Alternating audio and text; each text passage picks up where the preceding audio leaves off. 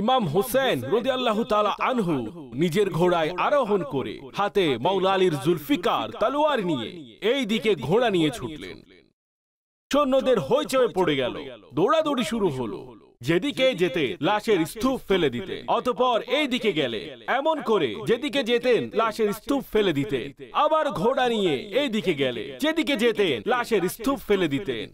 জালিমের সৈন্যরা ছোটাছুটি করতে লাগলো, শোরগোল শুরু হলো। এখন কি হবে? শেরে খুদার পুত্র যেখানেই যেতেন লাশের স্তূপ ফেলে দিতেন। কারো সাহস ছিল না ফাতিমার দুলহার সামনে এক মুহূর্তের জন্য দাঁড়াবে।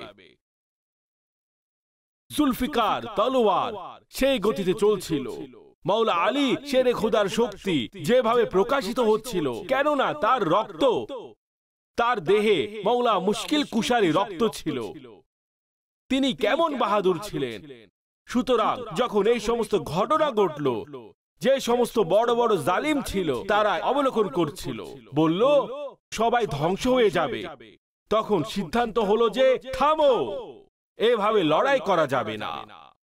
তিনি এক একজন করে সবাইকে শেষ করে দিবেন। ঘিরে ফেলো। আল্লাহু আকবার। ঘিরে ফেলা হলো। ইমাম আলী মাকাম ঘোড়ার উপর আরোহী, ঘিরে ফেলা হলো। চারদিক থেকে বর্ষা আসছে, এখানে বর্ষা লাগছে, ওখানে বর্ষা লাগছে, ওইদিকে বর্ষা লাগছে। তখন ইমাম আলী মাকামের রক্ত ঝরতে লাগলো, রক্ত ঝরতে লাগলো। অতঃপর অন্য পাশ থেকে আরেকটি আক্রমণ এলো। এখন আর বর্ষা দিয়ে কাজ হবে না, চারদিক থেকে তীর চালাও। ইমামে আলী মাকাম তার ঘোড়ার উপরে আছেন, হাতে তলোয়ার। চারদিক থেকে পাপিষ্ঠরা তীর নিয়ে ইমাম আলী মাকামের উপর তীর নিক্ষেপ করছে।